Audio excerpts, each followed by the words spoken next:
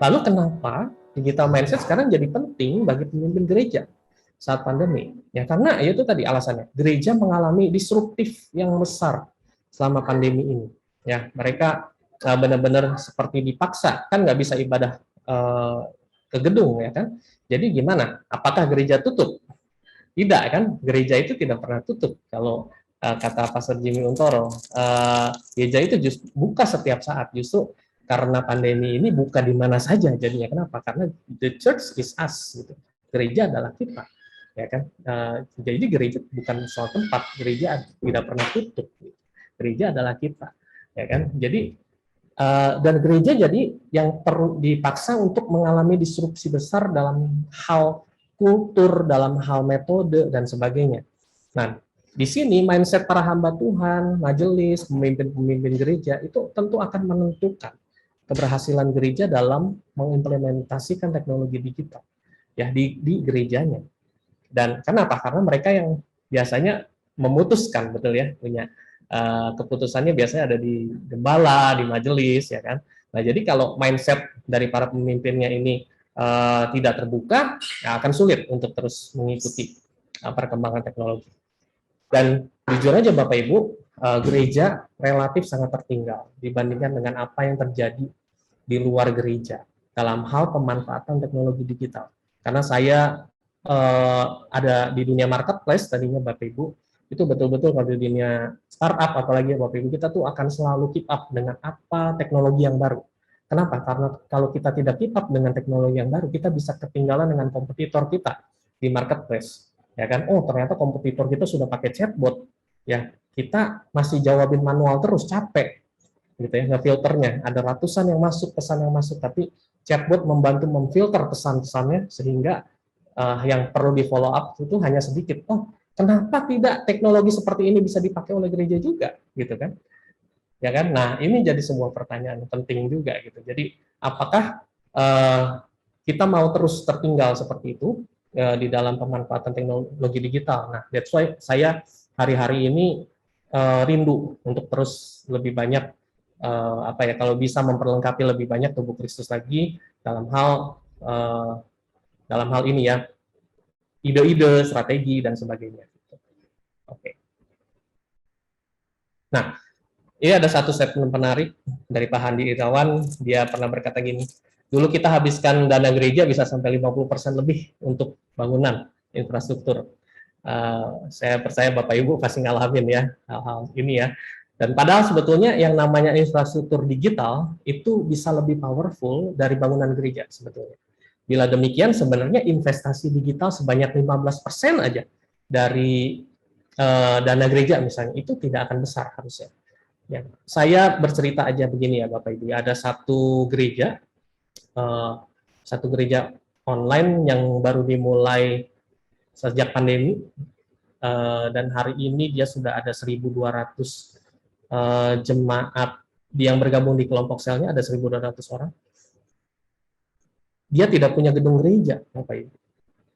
Dia cuma punya sebuah ruko dengan studio rekaman, studio bikin konten.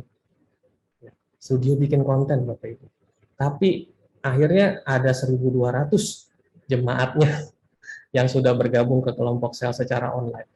Itu luar biasa Bapak Ibu. Ya, tidak punya gedung, tapi bisa punya 1.200 jemaat. Ya, terlepas dari ada banyak mungkin pro kontra, misalnya ada yang bilang, Mas, sekarang kan katanya lagi ada perdebatan tentang ruang digital itu ada apa ya, ruang penyembahan digital itu atau ibadah online itu apa ya, sepertinya tidak kurang kurang apa ya, kurang kurang ideal gitu ya seperti ini. Nah, itu masih ada perdebatan-perdebatan itu terlepas dari itu, tapi ternyata ada 1.200 orang gitu yang sudah bergabung ke kelompok selnya mereka. Gitu. Jadi kenapa? Karena mereka fokus membangun infrastruktur digital gitu ya. Bikin beli kamera yang bagus, apa semua sound system, equipment, bikin studio, terus fokus di Instagramnya, kalau perlu advertising, ya kan, keluarin dana untuk promosi dan sebagainya, untuk beriklan. Nah, itu salah satu effort-effort yang dilakukan melalui pendanaan, pembagian dana untuk digital gitu ya. Oke. Nah, kita masuk ke 7 digital mindset. Ini kalau di dunia marketplace ini kita sangat menerapkan ini Bapak Ibu, dan saya rindu membagikan ini aja kepada Bapak Ibu. Ini juga salah satu yang dibagikan oleh Pak Hadi Irawan, Bilangan Riset Center, kepada para pemimpin gereja, supaya kita bisa terbuka terhadap peluang-peluang gitu ya di pelayanan digital. Yang pertama itu melihat ke depan. Ya, tentunya dengan kita sebagai pemimpin merindu untuk melihat visi ke depan gereja ini bisa seperti apa. Ya, ini berhubungan dengan poin nomor 3 juga, melihat gambaran yang lebih besar ke depan. Ya, entah menurut Bapak Ibu kira-kira gereja pasca pandemi ini akan seperti apa? Boleh ya kasih komentar di kolom chat. Kira-kira gereja pasca pandemi ini akan seperti apa ya kira-kira ya? Nah, ini adalah gambaran, ini adalah pertanyaan yang sebetulnya harus kita gali sebagai pemimpin gereja. Benar nggak Bapak Ibu ya? Supaya kita paling tidak bisa mempersiapkan diri. Ya, mempersiapkan diri, mempersiapkan generasi, mempersiapkan semua mungkin infrastruktur yang harus dibangun dan sebagainya.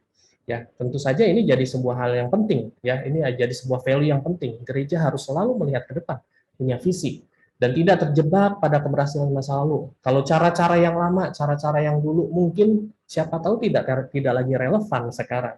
Ya, di dunia digital, di dunia di generasi yang baru, generasi millennials, generasi Z, ya jangan-jangan cara-cara yang dulu sudah tidak relevan karena mereka punya value-value atau tantangan-tantangan yang berbeda di generasi sebelumnya gitu kan.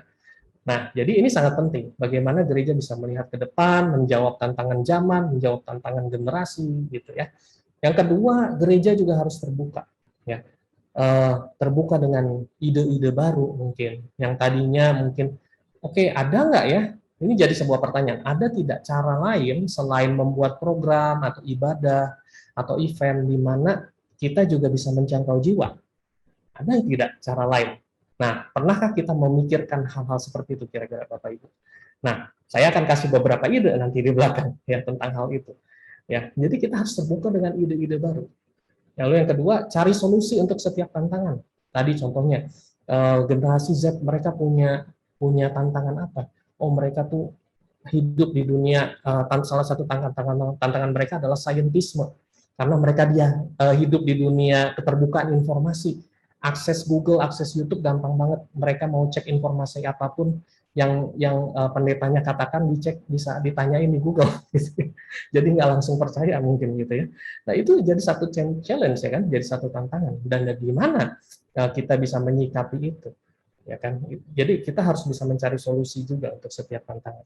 Yang ketiga, mengutamakan kreativitas. Jadi kita terbuka terhadap kreativitas baru, terhadap ide-ide baru, atau mungkin ada cara-cara baru itu tadi ya. Ketiga itu agility, tangkas. Ya, kenapa? Karena kita kalau di dunia marketplace itu kita selalu berusaha bersaing gitu kan satu sama lain. Kita berusaha melihat tren ya ke depan ini akan seperti apa di dunia marketplace gitu kan. Apakah semua lagi berlomba-lomba nih pakai advertising. Gimana caranya biar advertisingnya ini semakin tajam, semakin pinter gitu ya advertisingnya, karena ada machine learningnya katanya. Facebook itu kalau iklan di Facebook mereka ada machine learningnya. Gimana caranya biar makin pinter machine learningnya, atau pakai Google, gimana caranya biar machine learningnya makin pinter, atau belajar SEO dan sebagainya. Nah, itu ada cara-cara. Kalau di dunia marketplace kita akan selalu belajar gimana caranya ya untuk bisa keep up di tren supaya kita tidak ketinggalan gitu. Yang kedua, otomatis kita mau nggak mau harus beradaptasi dengan cara-cara baru dalam bekerja juga. Puji Tuhan, hari-hari ini sebetulnya kalau di dunia korporasi kita tuh punya banyak tools yang memudahkan. Ya, saya bisa sebutkan. Contohnya kalau di korporasi kita ada untuk komunikasi aja selain WhatsApp ya Bapak Ibu, kita ada lagi yang namanya Slack misalnya. Ya, Slack itu khusus pekerjaan, ngobrol-ngobrol urusan kerjaan misalnya, saya pakainya Slack misalnya. Atau kalau task management gitu ya, ada lagi yang namanya Trello misalnya. Jadi itu seperti post-it notes Bapak Ibu, seperti notes-notes gitu ya, ditempelin hari ini to-do list-nya apa aja, lalu tim saya ngerjain apa aja. Itu tuh ada tools-nya Bapak Ibu Nah, pertanyaan saya, apakah gereja mau juga beradaptasi dengan cara-cara baru seperti itu dalam bekerja? Karena biasanya kalau di dunia startup, kita akan pakai metode seperti itu. Kenapa? Itu sangat memudahkan. Ada transparansinya, sangat mudah terkontrol. Ini bawahan saya ngerjain apa aja hari ini saya tahu. Gitu. Ya, jadi itu semua ada cara-cara untuk kita bisa beradaptasi dalam bekerja. Karena hari-hari ini ada banyak tools yang memudahkan kita. Itu mungkin saya belum dengar, tapi mungkin ada ya gereja-gereja yang pakai Trello seperti itu ya, atau ada yang pakai Slack dan sebagainya. Itu cuma contoh sederhana. Atau yang paling umum digunakan pakai Google Drive gitu ya, Google Docs, spreadsheet dan sebagainya gitu. Oke, lalu selalu ingin relevan. Jadi karena kita pengen tahu juga ya audiens kita sekarang sukanya apa, mereka butuhnya apa dan sebagainya. Lalu ada berita apa yang kita bisa jump in kalau di dunia marketing gitu. Nah, itu namanya tangkas. Jadi agility, cepat. Kita tuh mungkin bisa bikin postingan itu nggak hari ini ada isu apa, kita bisa tiba-tiba bikin postingan tentang itu. Itu hari ini ada isu tentang apa contohnya yang lagi rame hari-hari ini ya. Misalnya, nah itu kita bisa pakai isunya di hari itu juga kita pakai. Yang tadinya nggak direncanakan postingannya ya, oh ada isu ini, yuk kita angkat gitu langsung. Nah itu kenapa? Karena kita selalu ingin relevan dengan kondisi yang terjadi hari-hari ini. Gitu. Lalu yang keempat itu bertumbuh. Bertumbuh, kenapa? Karena kita selalu pengen belajar hal-hal baru. Nah, saya harapannya juga para pemimpin di sini juga terus ya, saya salut dengan Bapak Ibu masih mau terus ikut workshop seperti ini ya, karena berarti Bapak Ibu terus pengen dapat pengetahuan yang baru gitu kan. Nah, yang kedua itu menyukai feedback dan review. Nah, saya nggak tahu kalau di gerejanya Bapak Ibu seperti apa. Saya pernah belajar dari satu gereja CCF Manila, Christ Commission Fellowship. Mereka itu dulu sebelum zaman online ya, mereka punya sebuah kotak saran gitu ya, untuk jemaatnya tuh bisa kasih masukan apapun kepada para pemimpin tentang bisa ngomongin ibadahnya, bisa ngomongin kelompok selnya, apapun gitu ya. Nah, paling tidak ada feedback atau review dari kalau kita sebut di dunia marketplace ya kan, customer kita. Ya kan, mereka ada feedback apa? Kenapa? Karena itu valuable kalau di dunia kita. Kalau di dunia digital marketing, feedback dan review itu sangat valuable. Itu yang akan membuat bisnis kita itu jadi bisa berkembang terus sesuai dengan feedback dari konsumen gitu ya. Nah, yang ketiga tuh belajar dari kegagalan juga. Kalau ada hal-hal yang ternyata memang di mana kita tuh kurang excellent dan sebagainya, lalu ada masukan, karena ada masukan tadi kita jadi bisa belajar lebih excellent lagi. Oke, yang kelima startup Bapak Ibu. Nah, maksudnya adalah gimana? Yaitu biasa membuat keputusan di tengah ketidakpastian, ya apalagi di dunia sekarang ini yang lagi pandemi dan sebagainya serba tidak pasti. Kita tuh bisa membuat keputusan yang tidak harus dirapatkan panjang-panjang gitu loh Bapak Ibu. Ini ngambung ke nomor 2 ya. Bertindak cepat tanpa birokrasi yang panjang. Yang penting kita coba, menurut kita ini baik untuk dilakukan, lalu kita coba untuk lakukan gitu. Jadi prinsipnya adalah kalau startup itu adalah nggak harus melakukan sempurna hari ini. Yang penting kita coba gitu, lakukan yang baik hari ini daripada sempurna tahun depan, kelamaan kita bisa ketinggalan sama kompetitor. Kalau di dunia startup gitu kita mikir ya Bapak Ibu ya. Oke. Nah yang keenam itu kolaborasi, membangun sinergi melalui kekuatan masing-masing. Karena contoh aja kalau di gereja kan kita punya masing-masing departemen kan punya kekuatan gitu kan, ada departemen musik, departemen kreatif dan sebagainya. Kenapa tidak semuanya bersinergi, kita showcase masing-masing, bikin konten. Yang musik bisa bikin konten tentang musik ya kan, lalu yang kreatif bisa bikin konten tentang drama misalnya, atau yang para hamba Tuhan yang mungkin bisa bikin konten tentang sermon dan sebagainya ya. Jadi kita fokus pada apa hal terbaik yang kita punya tadi. Selain itu kita juga bekerja sama satu sama lain dengan departemen lain, saling sinkron satu sama lain. Contoh di media sosial ya, yang kita bisa terapkan adalah contoh bikin form permohonan doa misalnya. Nah itu langsung terhubung dengan departemen doa misalnya, gitu ya. Atau form registrasi kelompok sel misalnya, itu bisa terhubung langsung dengan ke administrasi yang menghubungkan pengelolaan kelompok sel, pengembalaan misalnya. Nah, itu adalah contoh kita bisa saling berkolaborasi antar departemen juga. Oke. Yang ketujuh, ini sangat penting dan saya sangat encourage gereja mulai melakukan ini, data driven.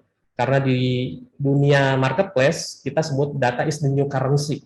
Siapa yang menguasai data lebih banyak, lebih detail, itu yang akan menguasai market kalau di dunia marketplace. Ya, that's why ada perusahaan-perusahaan besar kayak Gojek, Tokopedia, mereka saling merger karena sebetulnya mereka yang bikin company ini punya value besar adalah data dari pelanggannya, Bapak Ibu. Ya kan, semakin besar data pelanggan mereka, ya itu semakin value perusahaannya akan semakin besar.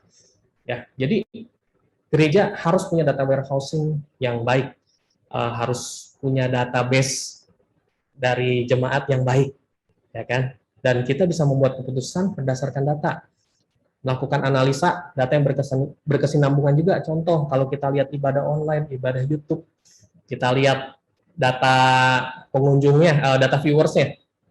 Data viewersnya mungkin ada 2.000. Tapi tahukah Bapak Ibu, ternyata yang nonton sampai 90%, ternyata dari 2.000 itu misalnya cuma 200 orang. Berarti kan orang yang stay itu sebenarnya cuma 200 orang sampai akhir.